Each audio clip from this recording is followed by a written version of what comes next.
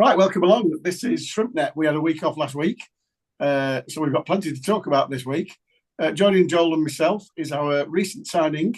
Not quite as recent as we'd liked him, but we just found out he'd signed and was ready and raring against Crew, but we weren't allowed to announce it. It's Andy Dallas. Thanks for doing this, Andy. Nah, no problem. I don't know if we'll touch on it, but yeah, a fan caught me in the on the warm up and put it on social media. So my mum was asking what's going on, but nah, the paperwork hadn't come through, and obviously we got there in the end, didn't we? Yeah, we did, but cat out of the bag.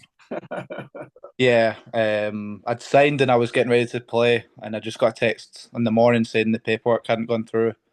So I just was doing the warm up, and then obviously the plug was pulled. So I was obviously gutted with that. And then when it came back up again to come, there was no doubt I want to come back.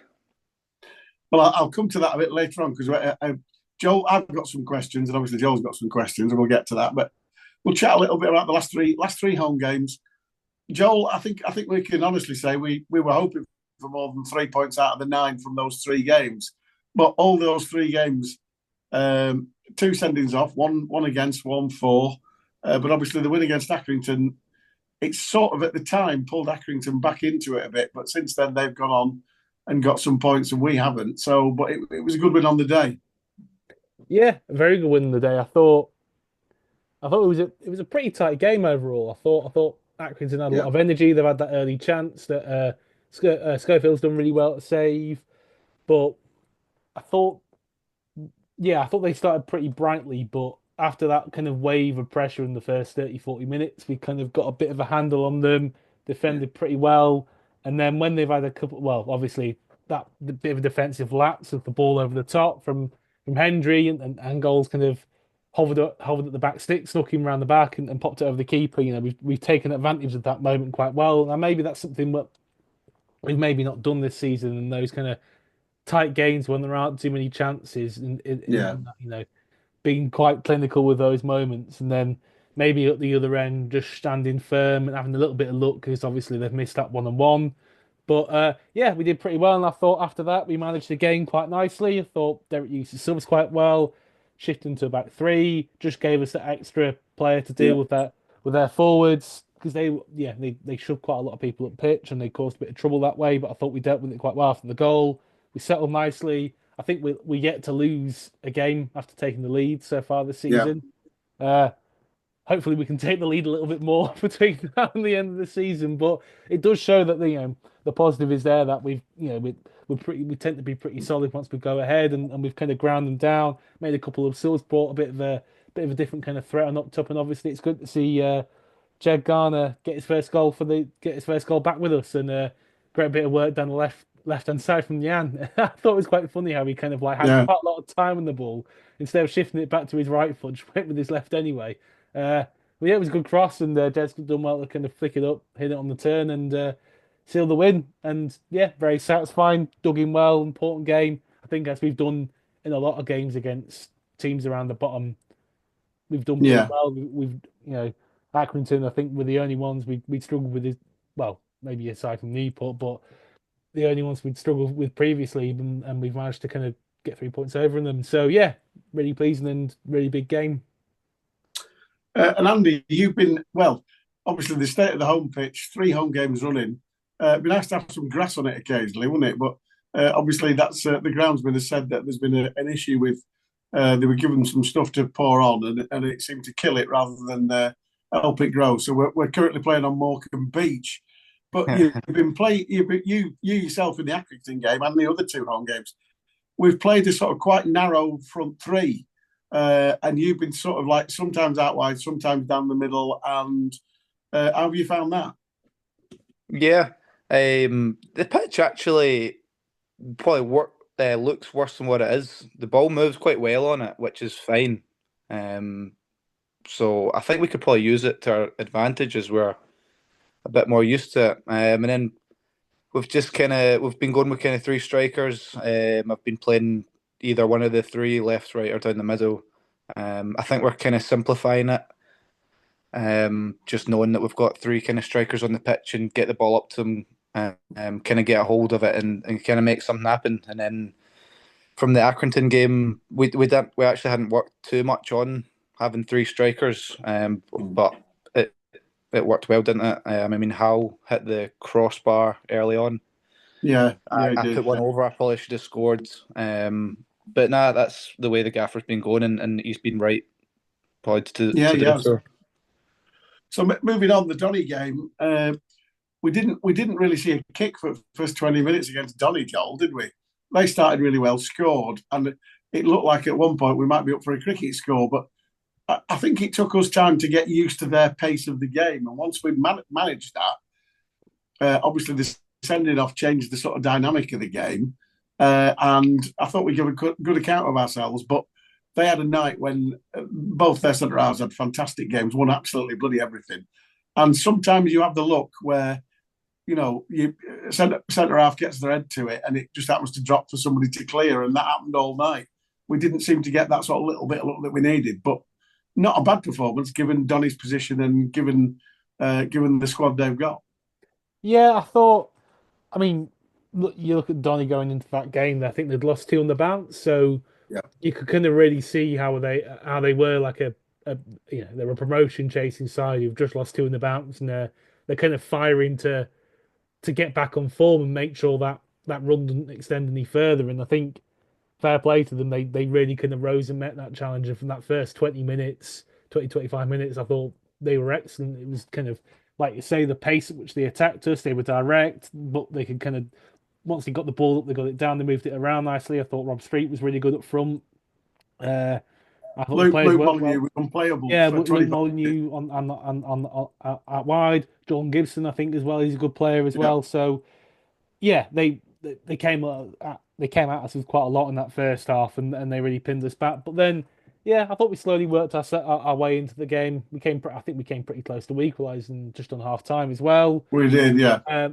Yeah, and then second half kicked on. Like you say, I thought they defended exceptionally. I thought their centre backs were really solid, and I think to an extent you do tip your hat and say, look, they're a top side in this division, and there are reasons for that, and one of the reasons they defended very well. They had something to hang on to as well, so I thought, but they did well not to panic. And then it was a funny one with the red card. I thought it's a bit of a cliche. I thought it was a bit unlucky actually. Oh, I know. I thought it was Stonewall red.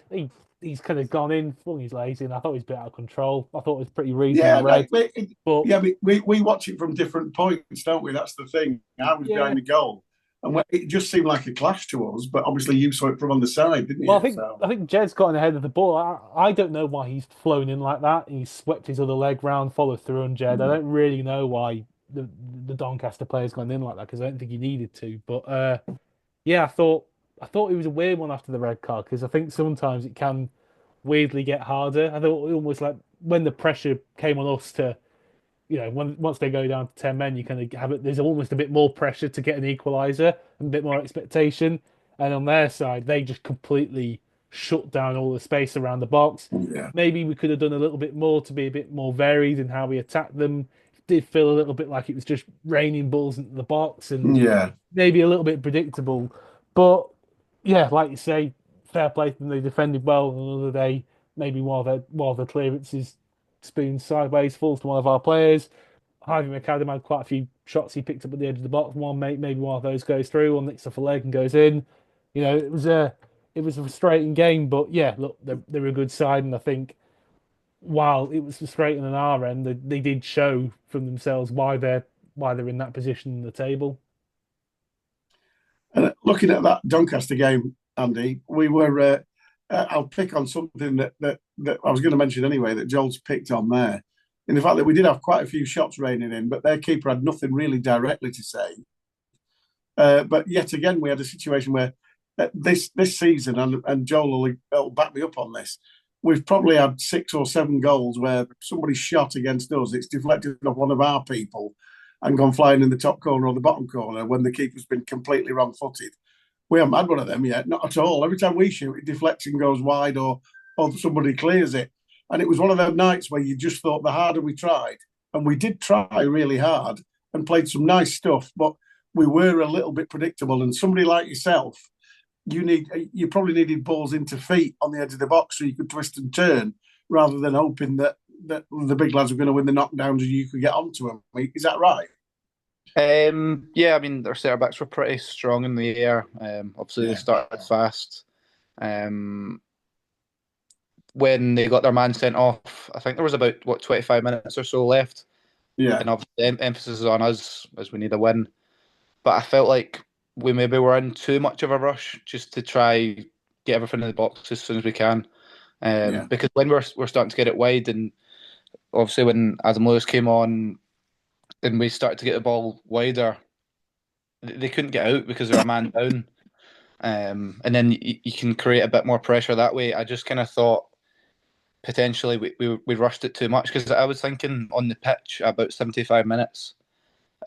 It felt like there was only 2 or 3 minutes left Yeah. on how direct we were going. And then I looked at the clock thinking they've still got another 10, Yeah. 15 minutes of this to come. So I was like, it's coming. I was thinking it's coming. And then it's one of them, you do need it to come off maybe your backside. And then it gives you the momentum to go again.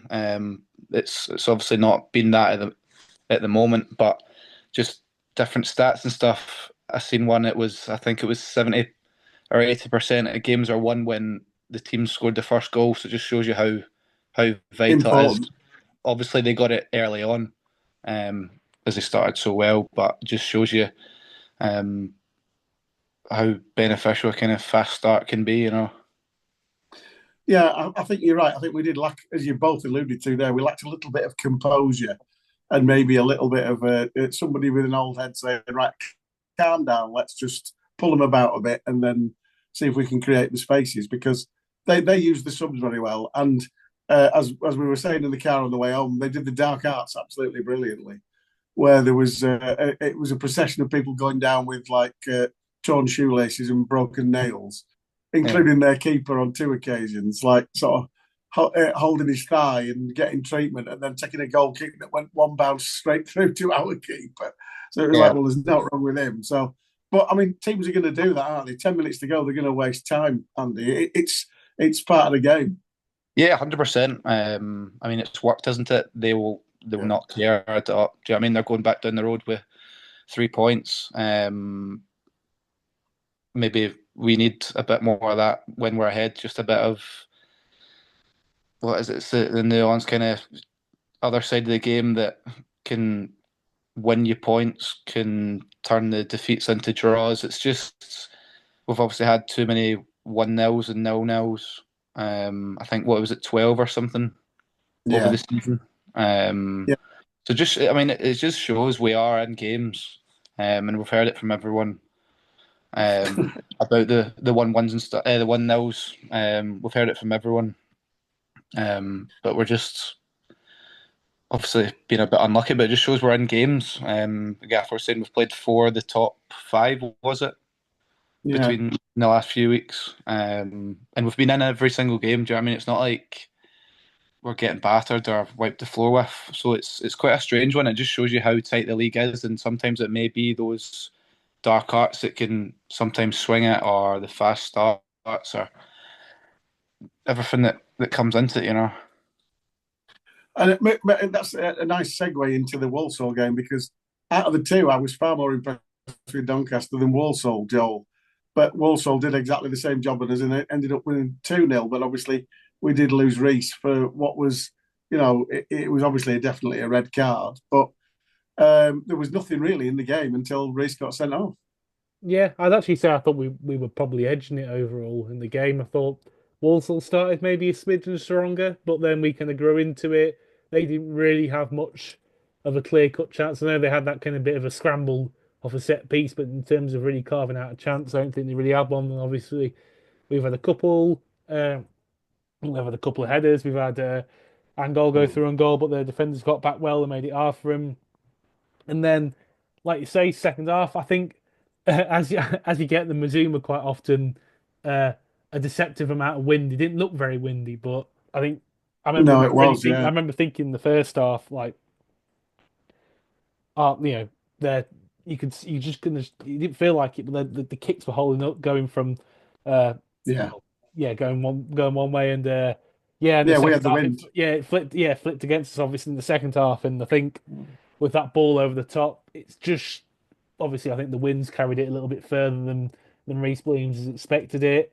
It's just carried it Yeah. over his head. I think in that moment, you panic. Obviously, the logical thing to do is to try and make the yards back, let Harry come out, close the angle, hope that Max Taylor maybe gets back and gets on the line, or to make it a bit more difficult. But obviously, when when the ball's gone over your head and it's a rush of blood thing, and he's pulled him back, and like you say, it's a fair enough red. And the one saving grace is, oh well, it's outside the penalty area. He's probably not going to score from here. And then Yeah. obviously he does score from there.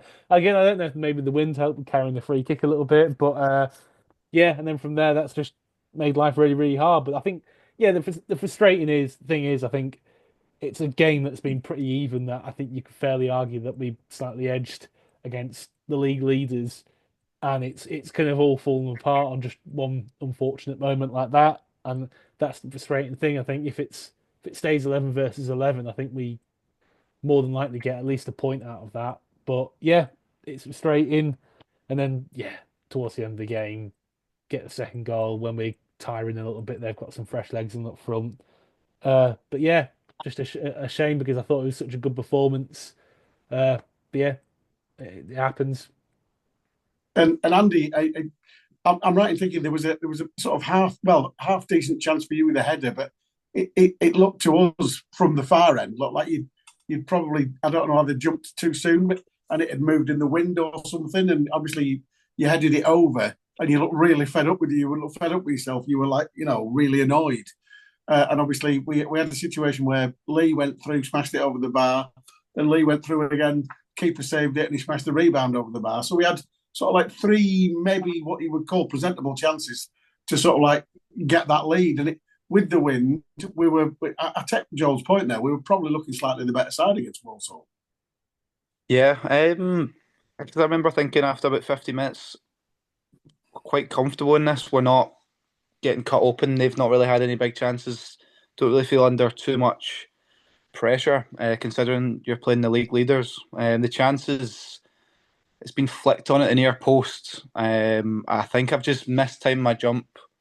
Just got under it too much. Too soon or too late? Or I think too soon, because obviously the sun comes down from that end as well, with the sun in your eyes and that. You obviously don't want to make excuses of that. But on other occasions, they've went in, and then it was probably only after you realise it was a bigger kind of chance than you thought at the time. But yeah, I actually thought Leeds scored when he'd went through 1-on-1, which would have gave us a right good platform, considering we were going into the game. And then obviously Reece is unfortunate to get kind of caught with the ball over the top, and then from that I was subbed off. So I popped my head in the change room just as I went off, and it was obviously gutted. He had his head in his hands and that. So he'd be a big miss for the next few games. But he's been a good player for us. He's done well.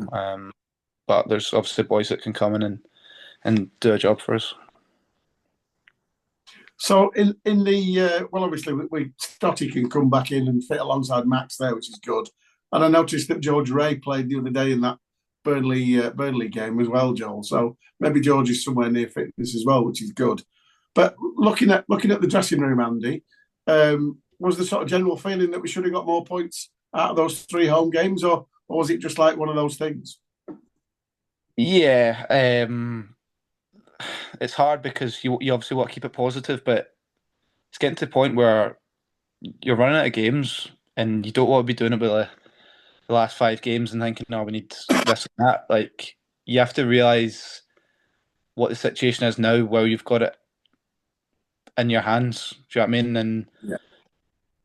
like, if we picked up points, that's ifs and buts, but you don't have to worry as such or as much as the other results and the other fixtures. You just kind of crack on. I remember after the Accrington game, um, we're chasing, do you know what I mean? And when the results go your way, it's even better. But there's no better feeling than just looking after yourself, and you don't really have to worry as much because Yeah.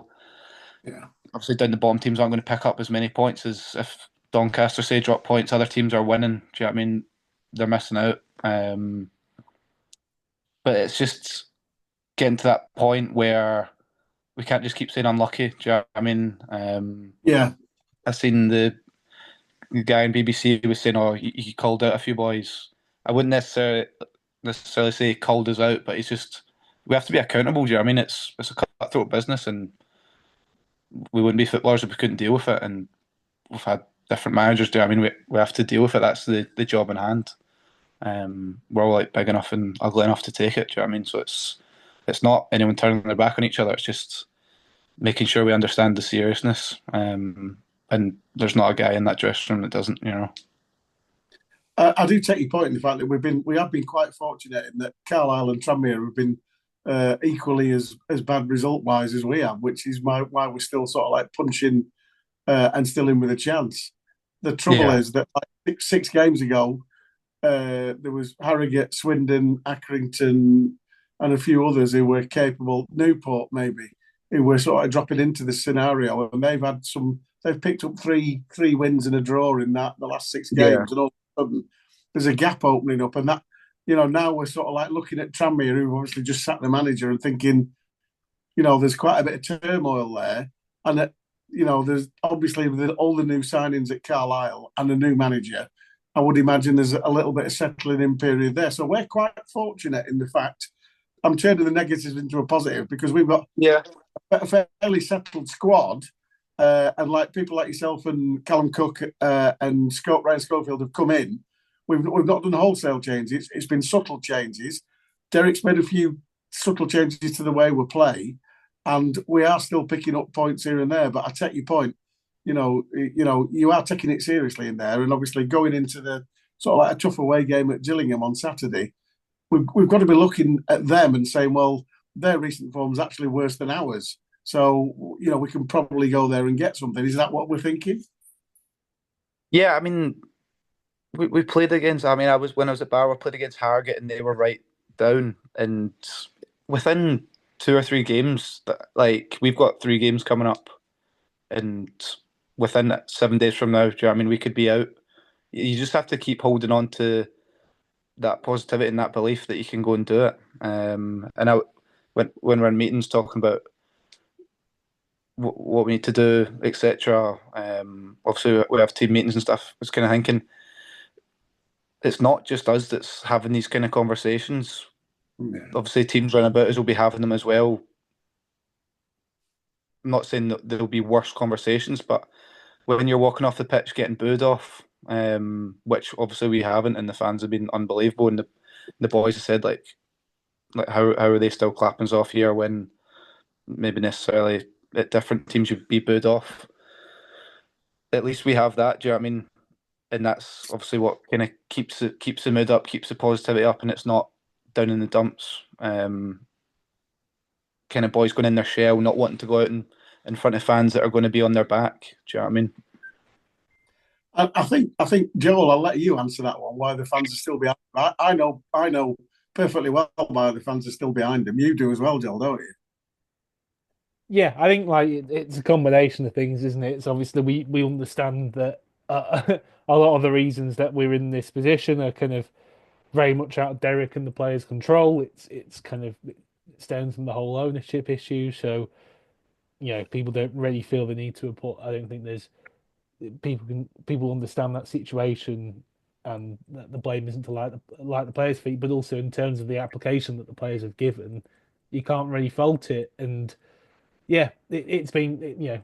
I think the combination of those two factors, the fact that you can see every week that the players are grafting really hard, and the fact that we know that the stem of a lot of these issues are ultimately off the field things. I think I'm glad to see. I'm glad that we're as a fan base we're able to recognise both those factors and keep getting behind, keep getting behind the players and not getting their backs.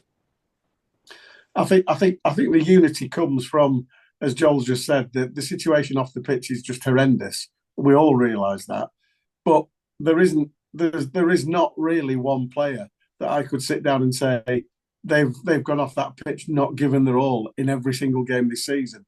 And I'll touch a little bit on what you've said yourself, Andy. You've done your own work 12 1-0s. And some of those 1-0s, the first 5 games of the season, we lost 1-0. We were bottom of the league with no points, and we had a goal difference of minus. And it's like we were in every single one of those games. Yeah. And it's been one of the, I mean, obviously you were at Barrow when we managed to get our first win of the season and win 1-0 there. And that was just such a delightful performance because the way we played that day was exactly how we played all season. But we finally got our just desserts. And I think the one thing about the home crowd, they can see that every single one of you puts a shift in. And one of you, if a player doesn't care, and believe you me, we've had players in the past who didn't give, 2 hoots. They would take the money and run. And we haven't got hardly anybody like that in the squad, have we, Joel? No, absolutely not. I mean, yeah, you can see it every week, can't you? Everybody's grafting, everybody's putting in the hard yards. Yeah, maybe in the past there's been some players who maybe this is probably going back quite a few years now, but yeah, maybe there's been some players who haven't always, in the past given it all the role, but that you definitely can't say that with this squad. I think, and also, you see at the end, you see when we lose the games, especially 1-0, you see the players are gutted coming off the pitch. So I think, the best thing you can do is get behind them and try and support them and just not make a kind of toxic atmosphere because I think often that can just kind of lead to a bit of a death spiral, really. So hopefully it's something that we can kind of keep up and keep backing the players with. I always I mean I'm fortunate now I'm retired, but I always liken it to the fact that this is your job, this is your work, and if you try your hardest for that week, and you come off the pitch and you've tried your hardest, and you're looking fed up because it's like, damn, we've not won again, but I really want to, and you get applauded for trying your hardest. Yeah, I always think that makes a difference. Andy, am I wrong? Yeah, I mean, obviously, it's hard to see how much goes into it. Obviously, we don't actually train for too long a day, but like I know myself, like I carry it around everywhere I go. Like whatever I do, it's thinking about the game on the Saturday. It's eating the right stuff. It's doing the right things at night, and that whether that's eating or looking after myself. Do you know what I mean? And then even all the time, I'm thinking about need to win Saturday, like need to win. And I know the boys will be carrying that around with them. Obviously, pressure is a privilege, and it's just the nature of the beast that you can do everything right during the week. You can eat the right foods, train right, do the right weights, everything down to a T, and then for whatever reason it's not your week, and you're maybe coming off the end of a draw or a loss. But to see the fans kind of clap you off, it kind of thinks, yeah, they're sticking with us. I'll stick with it. Like it's coming. Do you know what I mean? You just got to stay positive, and hopefully by the end of the season, it comes good. And I think hopefully, like for years to come, maybe fans can look back at a season, regardless what's going on. It's obviously not for me to say, but regardless what's going on, we stuck by the club, and the players that season, the manager that season, they stuck with us, and hopefully the club can move forward from there. I sincerely hope so. We'll come to you now, and we'll come to you now, and I'll very quickly touch on something you said there. You eat the right things. What, like raw chicken? That's why I'm late. No, not this week. No raw chicken this week. That's something I've had to obviously learn. I moved away from home at 19. I just turned 20 down to Cambridge, which is 6 hours away. I mean, I got a flight on the way down, and when I started driving back, I was thinking this is a bit further than I originally thought. But obviously, that was the start of my career in English football. Obviously, was in the youth team at Rangers for a few years. Yeah, I was going to say Glasgow born and bred. So you had to cook chicken tonight, and I'm not going to mention neeps and tatties because I'm sure that's just some sort of Scottish legend that they don't use. They did the potatoes, potatoes and broccoli. Yeah. So footballers don't actually eat that, do they? Or do they still eat that when they play for Celtic? I'm not sure. No, I don't think so. It's a lot of pasta and stuff. I'm actually a bit sick of pasta. If I go out for dinner, tomato pasta is not on the menu for me. No, I'm not surprised. No, Now, it's just I wanted to touch on something. Obviously, Joel will have some probably far more in-depth questions than myself. But when you came to us, it seemed like it wasn't going to happen.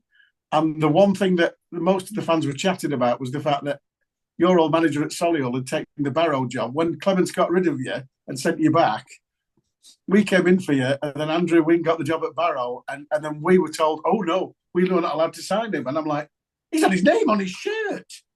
And obviously we were all panicking. Was there a part of you that was thinking that Mr. Wing would come back in for you and take you back to Barrow, or what? To be fair, I actually hadn't crossed paths too much with Wing because he just came in the season I'd left, so I trained maybe a few times. Right. But no, what was saying? Yeah, so I walked in, and obviously my shirt's there. It's number 16. It's ready to go. Do you know what I mean? But it's just obviously the paperwork hadn't come through, so I was obviously gutted. And then the next few days they were saying no, we can't sign any players, which obviously came out in the press. Yeah. So actually I went back up because I'd left all my boots and stuff. I was just going to go back into Barnsley to train. I was thinking, I don't have any boots here. Couldn't go in. So it was actually quite a sad moment going in. I'd only been there a week or so just training. But as what do you say to the boys here? I just kind of said I can't sign. The league's not letting you sign anyone, and obviously the boys' faces kind of dropped, kind of thinking we might need a bit of help here. It may not. So it was hard. Do you know what I mean, to go in and like how do you word this? But obviously when I turned back up, I think the boys were fairly happy to see me. Hopefully, and then obviously when we were just to see you against Fleetwood, I'll tell you. Hi. So you could obviously see that in my horrendous two celebrations in that game. I just lost a bit of balance, but my parents and a few of my family members were there, so it was one of the moments you kind of you do the right thing or you work towards, you know. A sweet moment, and you showed obviously that first goal that you scored, touched with your right foot, smashed as hard as you could with your left foot in the bottom corner. Lovely finish, and as you say, sort of got a bit of labyrinthitis there because you get a bit of a wobbly when you scored and went a bit. I was about to take off. Yeah, I don't blame you because obviously our cousins over the bay, Barrow. I've got a couple of tame Barrow fans that I'm quite friendly with, and they were saying that they thought you were a little bit hard done to on your period there because you never really got a run of games. And they said that a lot of people at Barrow like the look of you, but you're never really probably given a chance. Do you think that's right? Yeah, I mean, it's hard for any position. But I mean, especially as a striker, when you're coming on 10, 15 minutes here and there, it's hard to get into your rhythm. And obviously, I'm thankful for the gaffer here. He's been able to give me that. But I mean, even within Barrow, I was on 5 goals, and like I think Jed was on 5 as well, and the other striker was on 5. So I mean, I was joint top goal scorer, having played a fraction of games. So as you can imagine, my head was all over the place. Disappointing not to play because I keep saying, obviously, 100% football, and you carry it everywhere. You're working towards your game at the weekend, you're not getting it. Yeah. But when obviously Gaffer phoned me here, that's why I'm so thankful every time I go on the pitch, and I want to give my all because I've been recently on the other side of it when you're not getting as many minutes as you think you deserve. And so it can obviously come away from you. Is that what Derek said? Derek said, if you sign, I'll start you. No, of course not. You're never guaranteed to play. Well, I was going to say, if he had said that, it's true to his word because you have. Yeah. No, you've got to earn the right. Doesn't matter where you go, you've got to earn the right. You've got to earn the respect to the fans, the dressing room, obviously the manager. So obviously scoring early as a striker helps. I've managed to score my debut at a few clubs, which kind of gets you on side straight away. Yeah, very much so. And so it was an easy decision when Derek rang then, because obviously you've done really, really well, as we touched on before we started recording. A really good spell at Solihull Moors, and then a good spell at Chesterfield. Got them both to the playoffs, but obviously fell at the last hurdle. But then Barnsley taking a punt on you, and obviously you coming here from Barnsley, you have to get your passport stamp coming to Lancashire from Yorkshire. So you know, all over the place, mate. Don't worry about that. So, but it was an easy decision to make because obviously, yeah, and you're quite right in the fact that you said it. You know, when you probably turned up in the dressing room, you're thinking, "Hey, up somebody." You know, we've needed somebody up front all season. We've known that straight away. You know, we were saying it in the pre-season friendlies, weren't we, Joel? No, You yeah, know, I think we've got into good areas. It's maybe just having that person to kind of maybe with a bit of movement, somebody who's kind of like quite going to be hunting out goals quite doggedly, got a good strike of them. I think that's probably something we've been maybe lacking throughout the season. yeah, yeah, I agree. So, it was an easy decision when Derek came calling. Yeah, obviously you do as much research as you can. Speak to boys that have been at the club, just so you know kind of what you're walking into. I spoke to Chris Stokes. He was obviously at the club last year, and he said, "Don't be fooled by their league position. Like they are doing well. They just kind of need someone kind of like yourself to get the ball in the back of the net. Obviously, every team needs someone to do that. But he said, no, it's a good setup. The manager's good. If you're walking into a kind of dogfight, you've got an experienced manager there that's been there and done it. Whereas other teams are kind of chopping and changing. You're kind of walking into that experience, which is going to hopefully come kind of true it by the end of the season. You know. So when you've come here, we had Callum Cook on with his first week with us, and he was surprised at the quality of the squad and said, he was very kind and said, I can see us getting out of this because we've got too much quality. But do you agree with that? Have you come in and thought, how are we where we are, or? Yeah, 100%. This is the whole chicken and egg where we are doing a lot of the right things. It's just getting it done. Do you know what I mean? That's why sometimes when I get asked to do press or that, it's kind of like I don't like talking too much. It's probably time for action. Do you know what I mean? Yeah. We keep saying we're the better team, had the better chances, etc. But it will count for nothing. Do you know what I mean? Unless we get the job done. So it's hard because you obviously want to keep it positive, and there's a lot of good footballers in the squad. But it is probably getting to that point where points on the boards. What was the game the other day where we probably weren't the better team, or we've not played as well, but we've won the game. Can we have a few more of them? Because there's no point in having the one where we're the better team.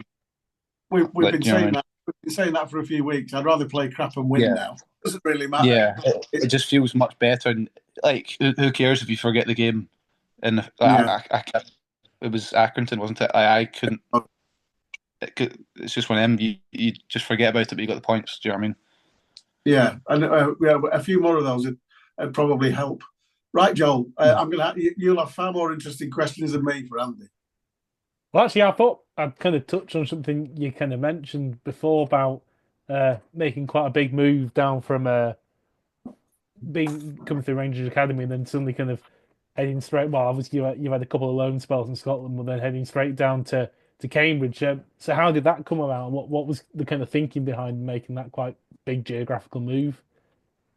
I mean, I had a year left of my contract at Rangers, but I'd just been on loan at a team in the Scottish Championship, and obviously I spoke to a lot of boys to say, "Oh, once you get a taste of men's football, you can't really go back to youth team football." I mean, I was the top goal scorer in my academy team for years, and I'd scored like it was some stupid like 55 goals in 55 games over the 2 years. So it was obviously time for a change. We played Cambridge in a pre-season game, and my coach Peter Livencrantz knew the manager Colin Calderwood, and Colin just asked about myself, and I went for a wee trial, and we played Hearts um, first team, and I scored in that, so they offered me a contract, and it obviously happened so quickly, but obviously I flew down, as I said, and I was impressed with the setup and stuff, so took the leap into English football. So is it quite a strange feeling to kind of be moving away from from your family roots and everything quite that far away when you're like 19, 20 years old? Yeah, I, at the time, obviously didn't appreciate how much of a bigger change it was. Cooking chicken, cooking, and cleaning and like ironing and all that. I was living with a few of the boys, so you obviously learn on the job. But just in terms of you've got a lot of free time as a footballer, that's probably where a lot of my professionalism came from, looking after myself. Because all of a sudden you're walking into Tesco's thinking, what am I having for dinner tonight? Like, why should I be eating that? Is that the right thing I should be eating? And you end up adding layers to it, you know what I mean? But no, at the time I didn't appreciate the step I was taking, but like I kind of salute my younger self for that step because it was quite a brave decision. I mean, a few Scottish boys have came down to English football, but I'm quite proud of myself for doing it. You know. Yeah, I salute it too. I've never even bothered with the ironing, so Oh, that's but probably my worst task in changing bed sheets. I know it's a nightmare. But yeah, so because coming out the other side that you spell at Cambridge and you've moved even further south. I mean, pretty much as far south as you can go, really. And, In and France. down the way, yeah, you basically got to France, haven't you? Down in Weymouth. Yeah. So how was that? You spelling in Weymouth because obviously you got quite a few goals there. Yeah, I mean, at Cambridge, COVID's kind of happened in the first season, and then first half of the season, I wasn't getting close to it. Paul Mullen I think he was scoring every week. Joe Ironside was scoring every second week, so I wasn't getting too close to the team. So the chance came to go to a struggling team in Weymouth. I think they were second bottom, maybe like 7 points adrift. And I was thinking to my agent, I looked on Google Maps. I didn't know where it was. It was 200 miles away, but I didn't know if it was north or south, and it was right down there next to Bournemouth. Um, but I thought, nah, I'm gonna go. I'm gonna go and prove that I can score goals. And I did. I scored 12 and 25, and I felt like I should have got a few more. But that was kind of my mark in English football, kind of made, if you know what I mean. No, yeah, definitely, yeah. I think, like you say, it's that. I think once you're hitting double digits in that kind of space of time, you're kind of really establishing yourself. And obviously, it was National League. Was it National League that level or? Yeah, it was National League. I've been struggling since, but it was National League, and we managed to stay up on merit. I think we ended up finishing about 17th, and that's four going down. So I've walked into struggling dressing rooms before, so I had a kind of similar mindset coming in here to score goals and help the team get out of the situation. So kind of coming back from your spell at Weymouth, I had a look at like I was just having a little read through your Wikipedia, and so it looks like you've earned yourself a year contract off the back of that Weymouth spell with Cambridge, and then about 3 4 weeks later, Sully all have come in for you. So is that just kind of like an example of how fast things move in football? Um, well, I mean, I think Cambridge probably would have just released me at the end of the season, but because I'd scored a few goals, they were entitled to compensation if they offered me another year. So obviously they offered me another year, and because they'd been promoted to League One, I wasn't. I didn't feel like I was going to get as much game time as I'd wanted, and the Solihull option came about, and I'd played against them obviously, and spoke to the manager, and from there I decided that was the best option for me. Still think it was 22, 23 to go and get a full season or two in that league scoring goals, which I knew I could already do to try make a jump again to go down to come back up. And like you say, yeah, it worked out pretty well. I mean, obviously, like I think Freeze mentioned, aside from a couple of player finals, that spell there has been really successful, hasn't it? Yeah, obviously bittersweet, nice moments. But to lose an extra time, and then the following year, I'd scored a penalty in the game, and we were 5 minutes away from going up. They'd equalised, and we ended up getting beat on penalties. But it's another proud moment scoring at Wembley with my family down, but just not to be, unfortunately. I always, I remember seeing it happen at the time as well. The move to Chesterfield, I always thought that was quite peculiar, kind of moving in March on loan. And was it a bit of a case of Sully Hall out the playoff race? Is that kind of why there was a bit of kind of room for you to go there? Um, Pretty much. To be honest with you, one of my mates, Ryan Barnett, went to Wrexham. They were going for the league just a few weeks before, and we didn't look like we were going to go as far as we did the season before. And Chesterfield asked about me, a big club in the division, and obviously a big club in this division, the division above. So I kind of jumped at that chance to go there under a good manager, and I managed to score a few goals in that time as well. Yeah, and then obviously you got the move to Barnsley off the back of that. Did you have quite a few clubs interested in you in that point? Yeah, that was another kind of stressful summer. Um, every day there was different tweets. I've had a few stressful transfer deadline days. A few dodgy tweets saying I was at different locations. My mum's been texting me thinking, "Are you in Grimsby? Are you in Hartlepool? Are you in Kilmarnock?" So it's been carnage. But I've said, "No, if I'm doing anything, I'll try to let you know." So that's when the Morecambe one came up. She was thinking, "Have you signed yet? Have you signed yet?" Um, it all happens, doesn't it? Yeah, I was going to say that I don't think we gave you a particular. I don't think it was a particularly peaceful transfer window, the one that's just gone, was it? Yeah, but that's the thing. It was they're always stressful. It's just the nature of the beast. But obviously happy with the outcome. And I was happy with the move to Barnes at the time. Well, the good thing about this last transfer window, you've learned how to do the okey dokey. You're in, you're out. We shake it all about. Bloody hell! It's, Yeah, but at least we got the job done, so that's brilliant. yeah, So moving on, we've got an away game. Presumably, it's an overnighter at Gills, is it Saturday? yeah. We're going to go down tomorrow on the bus and Yeah, stay in a hotel overnight. I think it's about 5 hours from the stadium yeah, on a bus. yeah. But it's a long.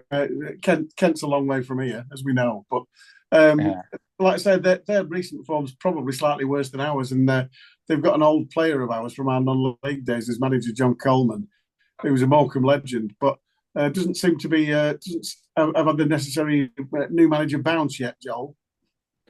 No, yeah, I mean, you say it's a little bit worse than ours, their fault, them, and I'd say it's quite a lot worse. I don't think they've won since Yeah, no, I think it's 14th of December their last win. Although obviously I don't want to dwell on that point too much because I'm desperately afraid I'll jinx it. But yeah, look, they're struggling.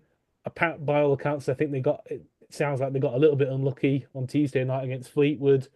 But yeah, I mean, they're a funny side when you look at the position, look at the players they've got. Like you say, they've brought Coleman in. They've not really had the bounce that they kind of wanted off the back of that. But you know, it's a tricky position. You don't want to underestimate anybody in this league, no matter kind of what position, no matter what kind of form they look to they've be in. certainly got the So players. They've certainly got the players. yeah, but I do wonder at the same time if they're one that might, you know, I remember Wimbledon when we stayed up in League One that time a few years ago. They just kind of went from a comfortable mid-table position to falling out of League One simply because they didn't win since mid-December, say around the same time as Gilliam. Well, obviously not saying that's definitely going to happen to them, but those things kind of can set in at times. So hopefully it's something that we are able to take advantage of on Saturday. And looking at that, you mentioned Wimbledon, best defence in the league. You're going to have your work cut out on Tuesday night at the home game, Andy, because obviously I was at the Wimbledon game when we lost earlier in the season, and they're probably my second best side I've seen in this division. They're a decent outfit, and they've proved it week in, week out. Yeah, I've already scored against them this season. Good man. Barrow. Good man. Yeah. I know like a few of the boys there. I like your positivity. Yeah. I've got to. Now we've got a relative challenge of going away to a team that's been struggling. We'll obviously try not to show them too much respect, and hopefully we can go and do a job down there. And then on a Tuesday night in front of our home fans, we've been good. So hopefully Tuesday can be the one that can set us off. But we know it'll be a difficult task against a strong defence and a good team in the division. So go on, talk me through your goal against Wimbledon. You dribbled past three, smashed it in the top corner. The goalie's went to take a by kick, and he's it's a low one, so I've just reacted quickly and took a touch from my chest towards goal and slotted it by the goalie. It was a decent finish, if I do say so myself. Good man. That's what I like. That's what I like. More of the same, please. Aye, hopefully. Nah, I mean, I go into every game wanting to score, and if I don't, I'm disappointed. I carry that with me during my week. Just hungry to score goals and win football matches. Well, let's fingers crossed. Thanks for coming on. It's been brilliant to have you on and get an insight into what makes you tick.